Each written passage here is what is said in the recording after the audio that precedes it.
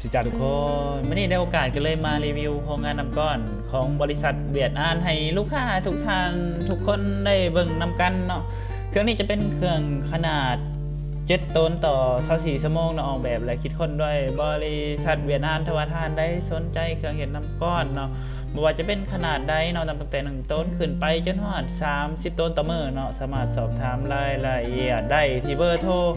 092414141นอกจากบริษัทเวียดอานเฮาจำหน่ายโรงงานน้ำดื่มน้ำก้อนแล้วยังมีโฮง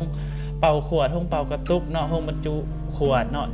ไปจนถึงโฮงน้ำดื่มเนาะถ้าว่าทานได้อยู่เขตใกล้เขตเคียงอยู่นครหลวงอยากแวะอยากชมเครื่องน้ำก้อนอยากมาเบิ่งผลิตภัณฑ์ตัวจริงก็มาแวะมาชมได้ของการของเราตั้งอยู่บ้านห้องสุภาพเมืองไซเสถานครหลวงเวียงจันทน์เนาะทางองค์การทำยินดีต้อนรับทุกท่านทุกคน